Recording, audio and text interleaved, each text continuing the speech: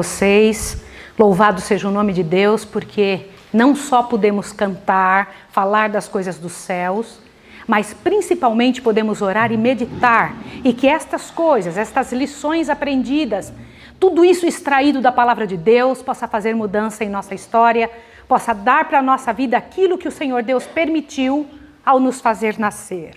Se o Senhor Deus permitiu você nascer, é que Ele tinha um plano definido, um plano sempre de vitória.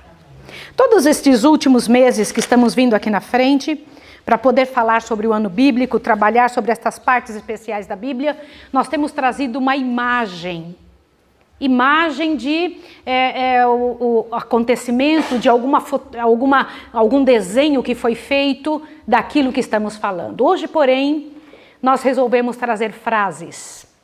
O assunto que o Senhor Deus traz nessa manhã para nós no ano bíblico é muito sério. A vida de Judas e a razão pela qual ele se tornou um perdedor. Deus o havia feito nascer, o havia criado para ser um vencedor.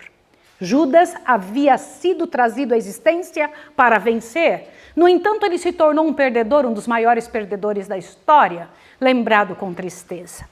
Eu gostaria que você abrisse a sua Bíblia, por favor, no livro de Mateus, capítulo 26, para que o Senhor Deus pudesse falar com você de forma direta. Para que a experiência de Judas não se torne a nossa, precisamos saber e entender os pontos de sua vida que não devem ser imitados. Eu vou repetir o que eu estou dizendo.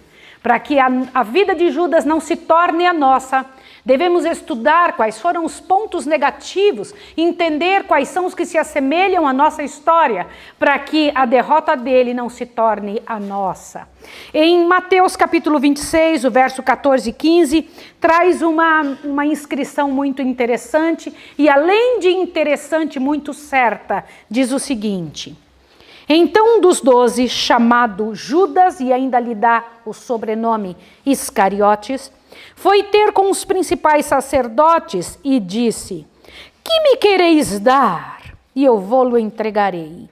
E pagaram-lhe 30 moedas de prata. Desde então buscava oportunidade para o entregar. E relato triste sobre uma pessoa. 2 homens morrem no mesmo dia, numa sexta-feira, e marcam a história. Um de forma completamente positiva e outro de uma forma que vai ser lembrada para sempre na história após ele, e me faz pensar tremendamente sobre essa situação. Um homem que teve tantas oportunidades que a vida dele foi marcada por uma das vagas mais cobiçadas da história. Viver e estar com Jesus durante 3 anos e meio, envolver-se com ele em seu ministério de forma direta, não de maneira que alguém viesse dizer o que foi que Jesus falou, mas ouvindo-lhe dos próprios lábios. Imagine um homem que dormiu no mesmo local que a majestade do céu, o Filho do Deus eterno. Não sei se vocês sabem, mas para acostar-se ou dormir com um rei, é preciso que se tenha uma tremenda de uma importância. E o Senhor Deus chamou 12 homens muito simples, 11. Deixa eu falar novamente essa frase. Deus chamou 12 homens muito simples, 11, para estarem com ele. E aceitou um que se ofereceu. Quando eu era criança, eu me lembro que eu estava vendo, passando na rua, uma situação que hoje raramente se vê falar, mas eu vi muito na minha infância, a malhação do Judas. Alguém estava com um boneco e tinha um grupo de pessoas batendo naquele boneco. E batiam muito, e eu fiquei olhando, e de repente, num certo local da rua da nossa casa, tocaram fogo naquele boneco. E eles gritavam e batiam, e meu pai veio muito sério, como ele era, parou naquele local e ficou olhando também. Eu perguntei: papai, o que é isso? Ele disse: a malhação do Judas. Eu disse: mas por que estão fazendo isso? Ele: Maísa, o que te lembra Judas? Eu falei: o homem que traiu Jesus. Ele: então pare para pensar, alguma vez você já viu alguma pessoa chamada Judas? E eu pensei: não, nunca ouvi ninguém com esse nome. Nunca soube de alguém que quisesse colocar o nome do filho de Judas. Eu já encontrei um cachorro com o nome de Judas. Mas eu quero dizer para vocês que esse nome era muito respeitado na época de Jesus. Depois do ato de Judas, ninguém mais quis usá-lo. Por que uma pessoa é capaz de trazer uma dificuldade tão grande para si mesmo? Judas era um homem altamente inteligente, o único estudado entre os discípulos e muito estudado. Ele tinha capacidades fora da média, de estatura alta, ele era nobre, inteligente e bonito. Enquanto os discípulos eram vistos e observados como gente de segunda classe, que não tinham tido oportunidade, eram aquelas pessoas mais matutas, difíceis de lidar. Judas, então, no meio deste povo, aliás, a minha pergunta, por que ele se colocaria como homem que era no meio deste povo? Quero dizer para vocês que uma semana antes de sua morte, se ele tivesse morrido, uma semana antes, ninguém se lembraria com essa angústia que se lembra agora a respeito dele. E jamais pensariam sobre o nome de Judas com a mesma ojeriza que hoje, quando ouvimos, dá até uma sensação ruim. Até as crianças sabem quem é Judas e não querem bem, e não se admiram, e não gostam desse personagem. Na ceia, ele teve oportunidade de refletir, envolvido pelo amor ao dinheiro. Quero comentar uma coisa com vocês. Que coisa que me impressiona. Eu não sei se vocês sabem, mas depois de Jesus, o personagem mais falado na Bíblia é Judas. Ele é citado 103 vezes, só no Novo Testamento. 103 vezes. Não é interessante isso? E você já parou para pensar também que se você vai para o livro Desejado de Todas as Nações, eu tive o cuidado de colocar aqui um clipe, porque ele é muito mencionado no capítulo 72, em memória de mim. Eu não sei se você viu, mas eu fiz um círculo ao redor de toda vez que o nome dele é levantado. E eu tomei um susto tremendo, falei, nossa, quantas vezes ele foi chamado. E outra coisa, você quer entender um outro detalhe? De todo o livro Desejado de Todas as Nações, que foi dedicado a Jesus, Judas ganhou um capítulo inteiro só para ele. Para explicar o quê? Para falar o quê a respeito da história deste homem? O que é que se diz a respeito de um homem que teve tanta vontade de dar certo, mas envolvido por um patamar, por um alicerce errado? Espírito de avareza, amor ao dinheiro, desejo de supremacia, uniu-se aos discípulos na intenção de que ele tivesse o melhor lugar no reino. Ele disse, este homem, curando, fazendo tantos milagres, envolvido em tantos detalhes, quem sabe, com essa cabeça que ele tem, ele não está errado em buscar estes servos que ele escolheu para estarem com ele. Dê uma olhadinha nisso aqui para que você possa ver a seriedade disso. Por que Deus aceitou Judas? Por que vocês acham que Jesus não sabia que ele era como era? Responda para mim. Sabia ou não? Sabia. Mas você sabe por que Jesus aceitou Judas? Porque Jesus tem poder, olha só, olha lá, de tornar incríveis as coisas miseráveis. Esta é a primeira lição que eu gostaria que você observasse. Antes mesmo de pensar sobre Judas, eu quero te dizer que Jesus não chamou Judas, mas o aceitou. É assim que Jesus faz. Muitas vezes, meus irmãos, nós erramos ao pensar que Jesus nos aceita como somos. Você já ouviu alguém dizer isso? Venha porque Jesus aceita você do jeito que você é. Isso é mentira. Jesus não nos aceita como somos. Ele nos convida a vir como somos. E então ele nos transforma. Porque ele não aceita. Não existe como aceitar o que está errado.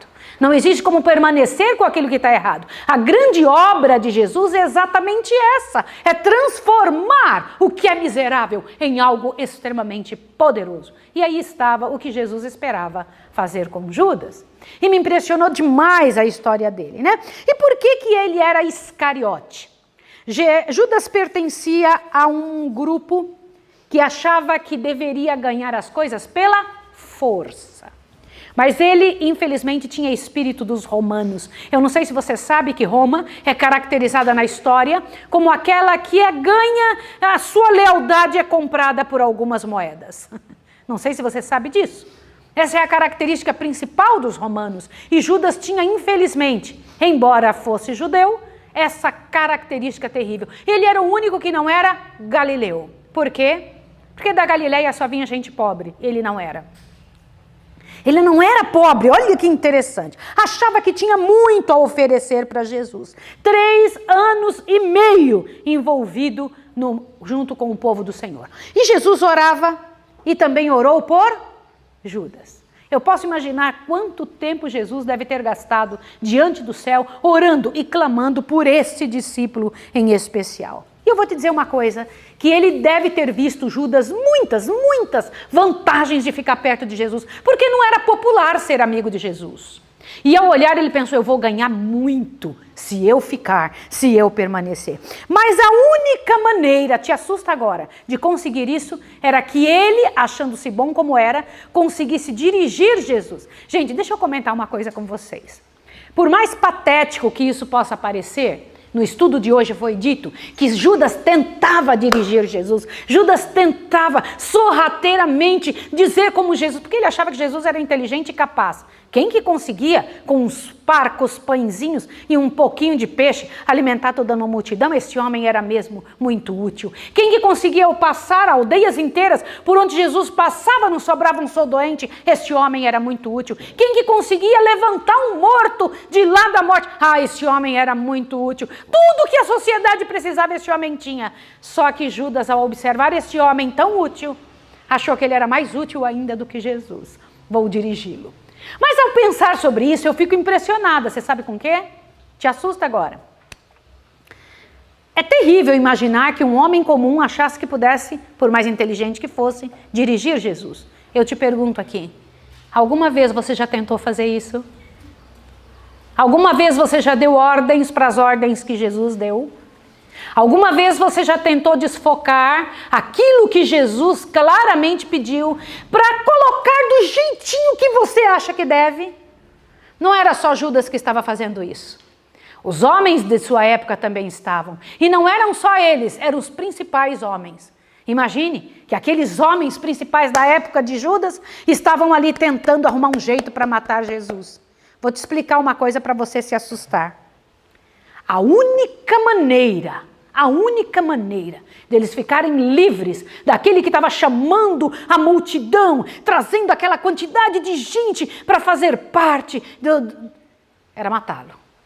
Mas nunca ninguém imaginou, nunca, só o diabo, que eles conseguiriam matar Jesus através de um de seus próprios discípulos.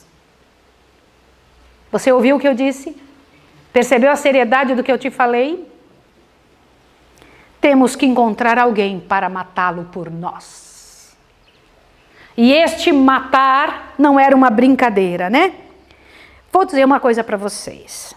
Quando Judas disse no seu coração, eu tenho que arrumar um jeito de resolver o problema de Jesus, Satanás ouviu. Satanás pensou e disse, eu vou te ajudar também. Eu vou ajudar você a fazer essa coisa funcionar. Eu vou te dar as características principais de Judas que o livro Desejado de Todas as Nações deixou para nós. Ele era um homem envolvido com condescendência própria. Por favor, eu queria que você analisasse isso agora. Bora. O que é condescendência própria? Ele tinha uma disposição cobiçosa. O que é isso? Pensa. O que é uma disposição cobiçosa? Outro, irritado, porém educado. Irritado. Sabe aquela pessoa que não entende que cada um tem um temperamento que não vai agir de acordo com o seu próprio? Sabe aquela pessoa que tenta conduzir as pessoas de maneira como ela pensa que é, e dizendo, por que você não consegue se eu consigo? E não entende que as outras pessoas têm um outro naipe, têm uma outra, puxa vida, estão numa outra linha de posição. Judas era assim, ele era irritado, porém educado. Ele traía os sagrados depósitos. Alguma vez você já parou para pensar sobre o que é trair os sagrados depósitos? O que é isso? Ele não acreditava de verdade nas doutrinas da igreja. Então ele tentava reformar a igreja de sua época. Ele tinha amor ao dinheiro, espírito de avareza, ambições terrenas. Não se colocou no divino molde. Ele tinha uma disposição de criticar e acusar e considerar os seus irmãos inferiores a ele próprio. Que coisa terrível, que vergonha, que vergonha. E ele então deu com isso uma oportunidade para que a deslealdade de seu próprio coração fosse um grande fermento no meio dos outros discípulos. Como assim? Ele tinha aprendido aquela capacidade de Dan. Vocês se lembram quem era Dan? Quem era Dan? Filho de Jacó. Sim ou não? Tá. E por que os danitas não são mencionados como um dos povos que vão entrar no céu? Dan e Judas idênticos. Não sei se vocês sabem, 12 filhos de Jacó e 12 discípulos. Cada filho de Jacó tem um paralelo num dos discípulos no comportamento. Vocês sabiam disso? Cada filho de Jacó, 12, te assusta agora. E cada um deles tem um paralelo entre os discípulos e cada um destes 12 estão norteando a porta do céu com as características do povo de Deus que vai ali entrar. Mas você não vai ver nem Dan e nem Judas nas portas do céu. Por que não? Porque os dois tinham características iguais, não só semelhantes, iguais. As mesmas características do pai da mentira, as mesmas características de Satanás. Quais eram? A deslealdade poderosa que Judas possuía, ele fomentava entre os discípulos de maneira escondida. Era aquele que conseguia sorrir com o rosto, mas por trás tinha um ódio tremendo no coração. Judas, ao sair dali, do local onde Jesus estava partindo a ceia, saiu em direção ao último estágio e último capítulo de sua vida. Direcionava os pensamentos dos discípulos, mas não soube direcionar o seu próprio. E ele perdeu as partes mais bonitas ao sair para terminar o trabalho, perdeu a parte mais bonita que Jesus fez em toda a sua vida. Não se turbe o vosso coração, Jesus disse após Judas sair. Todas as orações que foram feitas, quando Jesus orou pelos discípulos, orou por si mesmo, entrou no momento da oração no Getsemane, Judas não estava presente. Judas estava exatamente longe, estava praticando o ato que Satanás esperava ardentemente que ele fizesse. Já que Jesus tem que morrer, que diferença faz o jeito que eu me envolver com isso? E ainda posso ganhar uns trocados. E eu queria lembrar você de uma coisa. 300 denários era o dinheiro de um ano inteiro. Lembra dos 300 denários do vidrinho de alabastro cheio de nardo puro? Estão lembrados? Que ele reclamou, podia ter sido vendido tudo isso e dado dinheiro aos pobres. Ele estava pensando no pobre que ele achava que era ele, né? 300 denários. Ele vendeu Jesus por quanto? O dízimo era o preço de um escravo. 30 moedas de prata. Que engraçado. Às vezes nós reclamamos de um pecado que nós mesmos possuímos. Ele estava reclamando de Maria por ter gasto e feito aquilo que ele chamou de desperdício, quando ele foi lá e fez algo interessante que o revelou tremendamente, com 30 moedas, o dízimo dos 300. E ele então fez um ato vil, vendendo Deus eterno, pelo preço de um escravo. E eu não sei se você se lembra, que depois que Jesus passou o momento do Getsemane, que ele encontra os discípulos e ouve então a turba vindo. Quem estava no meio da turba? E aí Jesus usa a seguinte frase: aí vem quem? O príncipe deste mundo, e ele não tem lugar em mim. Por que foi dito isso? A quem Jesus estava se referindo também? Você tem que começar a pensar sobre isso, porque isso deve ser muito sério, diante do Deus eterno. Agora, uma outra coisa que eu queria lembrar e pensar com você. Te assusta? Eu penso que de um lado, de quando Jesus está na Santa Ceia, do seu lado direito estava João. Sim ou não? Estava ou não, gente? Mas e quem estava no lado esquerdo? Como você sabe? Deixa eu te contar uma coisa tremenda, só para você se assustar. Por inferência, a gente acredita nisso. Porque na hora que João pergunta, Senhor, quem é, Senhor?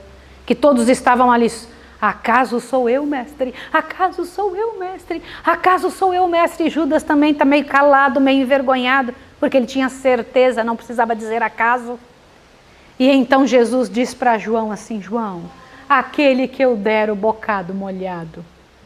Dar o bocado molhado, só se fazia isso, molhar no próprio suco de uva e dar este pedaço de pão para a pessoa que estivesse ali entre os presentes, era um ato que só se fazia a pessoa mais amada que tinha. Só que olha que interessante, ele responde isso para Judas, para João e entrega para Judas. Se ele tivesse entregue numa distância muito grande, os outros discípulos teriam visto, sim ou não? E o que foi que ele fez? Na minha cabeça, me mostra que ele fez isso, ó. Respondeu aqui para João e fez isso aqui para Judas. Por que ele revelou isso para os discípulos? Os discípulos, ó, só para João, hein? Porque olha só a situação. Acaso sou eu, mestre? Jesus se cala. Acaso sou eu, mestre? Jesus se cala. Acaso sou eu, mestre? Mas João pergunta, Senhor, quem é? E ele disse, o que eu der o bocado. E fez o que imediatamente? Por que ele revela isso para João? Pensem sobre isso, irmãos. Existem algumas coisas que Jesus ele faz com muito cuidado, mas também muito silêncio. Não sei se vocês se lembram que quando Jesus foi ressuscitar a filha, você lembra? A filhinha de Jairo, está lembrado disso? Vocês estão lembrados? O que ele mandou fazer com as pessoas que não acreditaram? Por que Jesus pede? Se retirem daqui. Aquelas pessoas iriam atrapalhar Jesus. É um negócio muito interessante. Aquelas pessoas iriam atrapalhar Jesus. Eu encontro um negócio interessante. Jesus fala, saiam todos daqui. E por causa da posição deles, perderam de ver um milagre. Jesus chegando para a menina, Talita cumi, levanta. Agora a mesma situação eu vejo na cena, ali na hora da ceia, né? A mesma situação. Qual? Jesus tinha amigos especiais. Tinha ou não tinha? Lázaro, Marta, Maria. Dos discípulos, ele tinha discípulos especiais. Quem que era? Pedro, André, Tiago e João. Depois, na hora que ele sobe no monte ali da transfiguração, só 3. Na hora que ele vai para o Getsemane, só 3. Mas na hora de contar sua parte principal, qual foi o último que sobrou dos discípulos?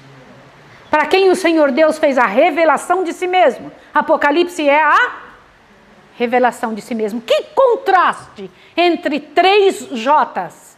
João, Judas, Jesus. Que contraste tremendo. Judas não aceita que Jesus o transforme. João aceita que Jesus o transforme. E se transformou no maior nome entre os discípulos. Grande, poderoso, capaz de tudo. Que coisa tremenda. Na hora da Santa Ceia, quem foi o primeiro pé que Jesus lavou? De quem, irmãos?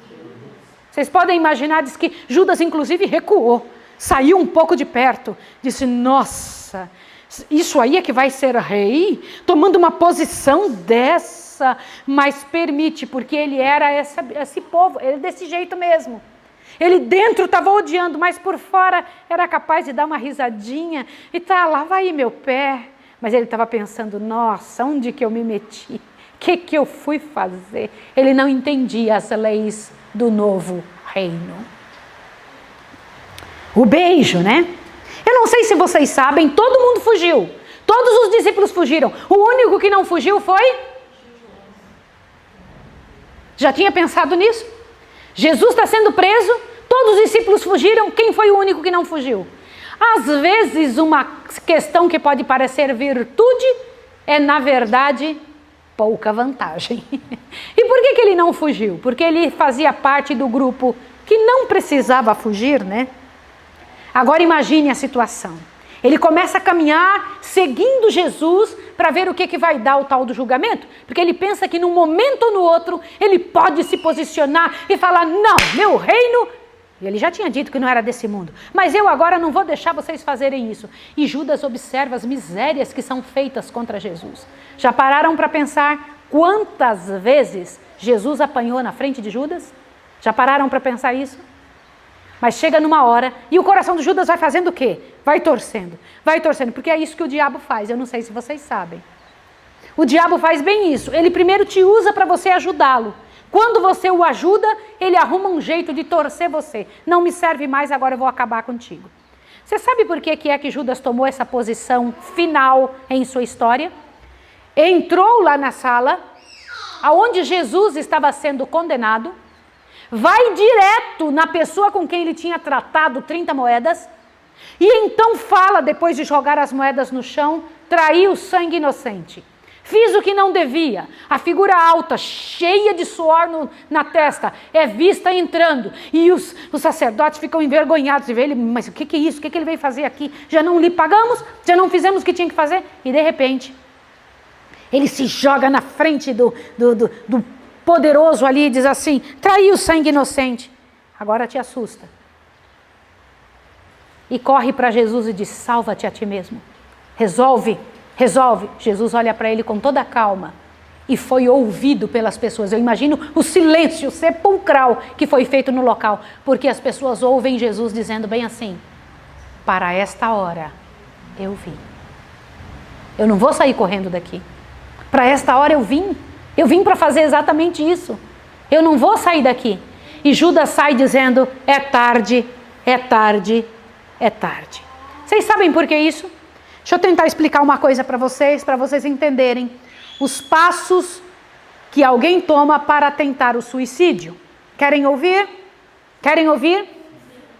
Prestem atenção nisso. Por favor, coloque o próximo diapositivo, que eu preciso mostrar um detalhe interessante para que vocês compreendam. Por que Judas, mesmo vivendo com Jesus todo o tempo, não resolveu o seu problema? Não era qualquer pessoa, era o próprio Jesus que estava com ele. Por quê? Leia essa frase aqui comigo.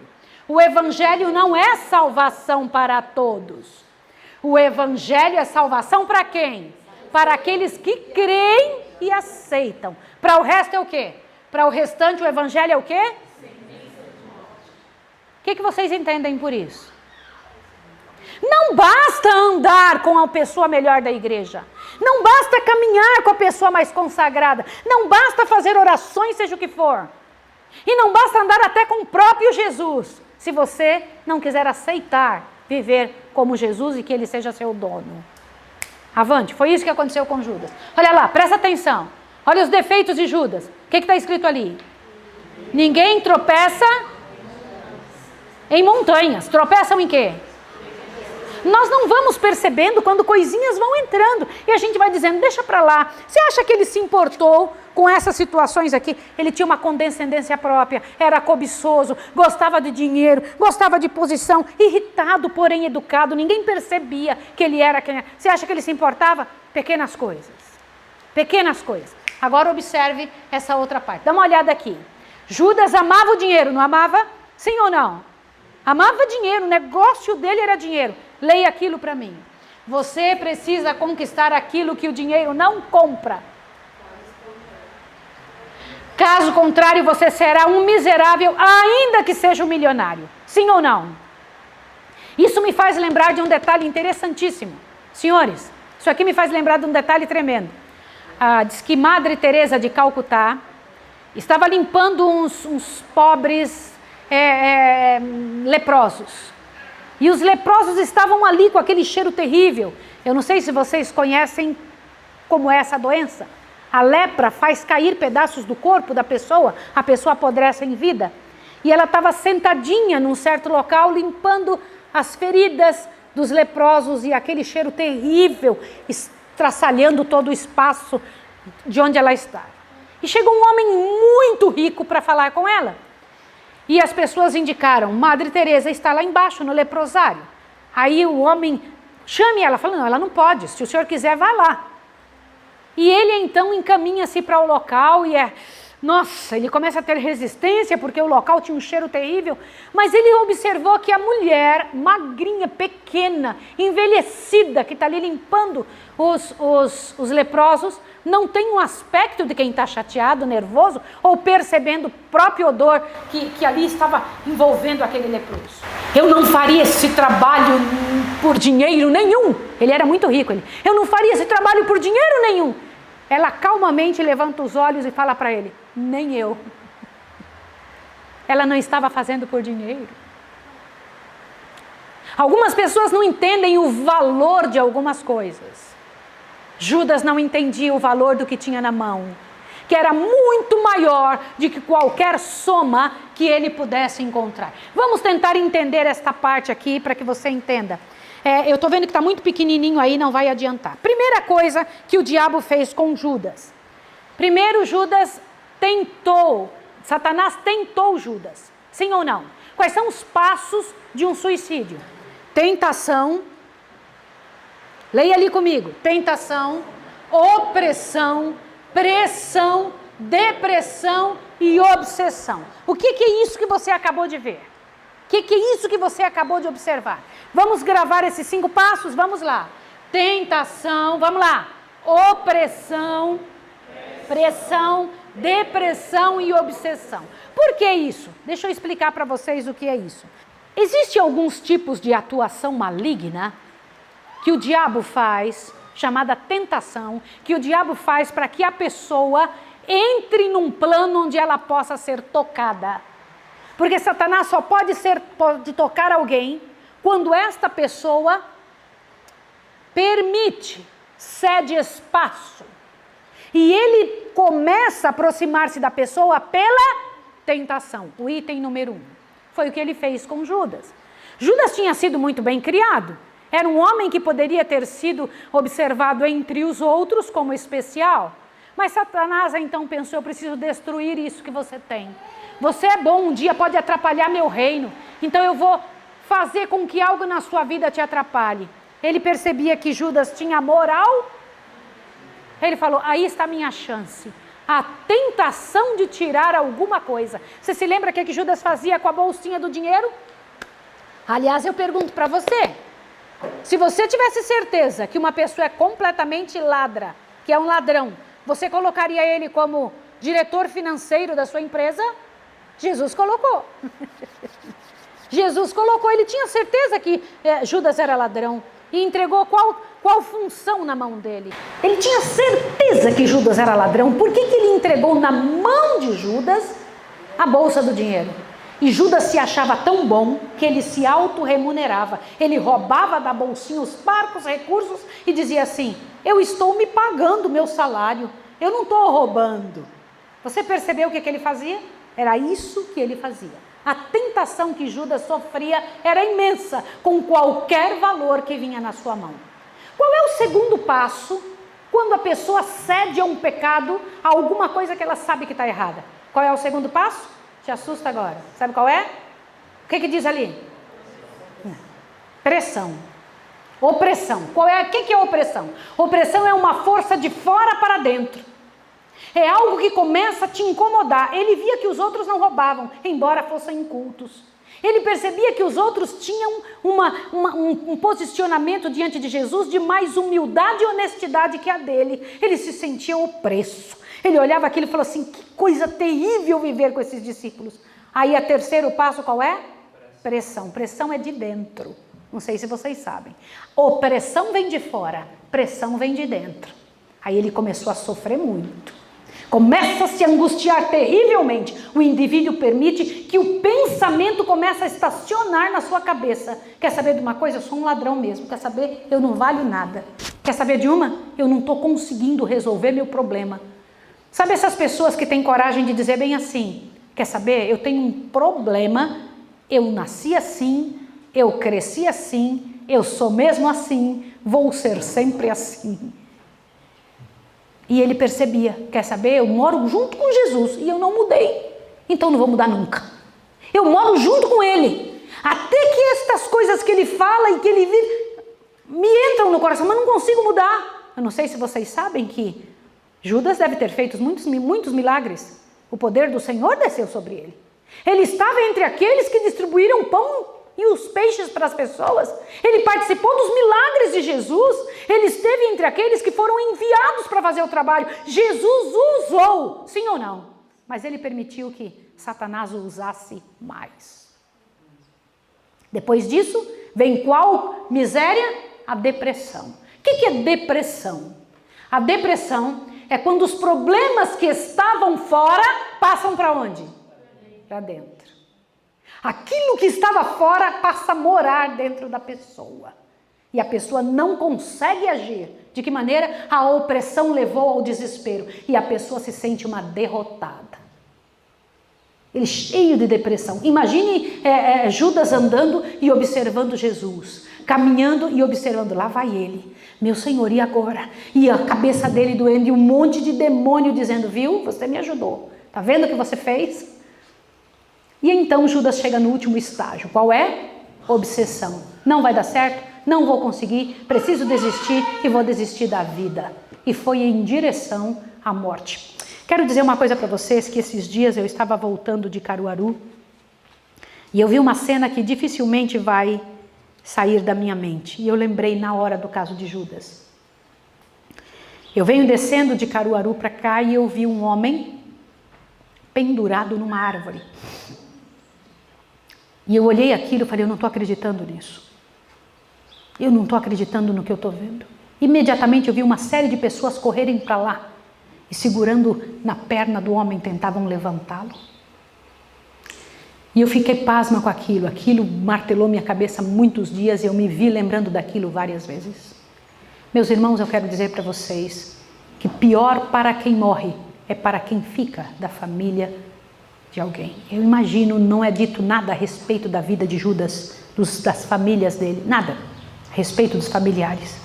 Mas me impressiona muito esta situação. Porque no dia em que Jesus foi levado à morte, parou a turba toda, todo mundo parou para observar uma cena terrível que competia com a cena de Jesus sendo levado por Calvário. Qual foi a cena? Uma parte de Judas estava ainda presa à árvore e outro tanto dela estava caída pelo chão, não foi isso? E os cães comiam partes de seu corpo. Podem imaginar o que é isso? Imagina-se que ele era muito pesado, porque seu corpo arrebentou-se ao meio. É isso que é dito aqui, né? A cena horripilante. Seu peso rompera a corda em que se pendurava a árvore. Ao cair, rebentara-se-lhe terrivelmente o corpo e os cães os estavam agora devorando. Seus restos foram imediatamente enterrados e ocultos às vistas. Houve, porém, menos escárnios entre a turba e muitos rostos pálidos revelavam os pensamentos interiores. Irmãos, que vida de alguém que poderia ter dado certo, que poderia ter tornado a sua vida uma vida de bênçãos, que se ajoelhou tarde aos pés de Jesus. Muito tarde. É tarde, é tarde. Esta foi uma verdade para a própria vida de Judas. Deixa eu comentar uma coisa com vocês. Quando eu paro para pensar em situações como estas, irmãos, meu coração fica super apertado, porque a situação de Judas não é diferente da nossa própria. Nós temos a chance de estar e viver com Jesus, de andar com Ele, de nos envolvermos com Ele. Nós temos a chance de fazer de nossa vida uma bênção tremenda, porque muitos de nós não fomos chamados especialmente para um trabalho à parte, mas nós nos oferecemos dizer, Jesus, eu quero fazer um trabalho, e o Senhor Deus aceita todos nós, como também aceitou Judas, porque queria que Judas se transformasse numa bênção que poderia ter sido. Quero dizer para vocês, sem sombra de dúvidas, que não existe chance de alguém perder, abre bem seu ouvido, quando teve a chance de nascer. Do que eu estou dizendo? Eu vou repetir o que eu estou falando. Não existe chance de alguém perder quando teve chance de nascer. Por que eu estou falando isso para vocês?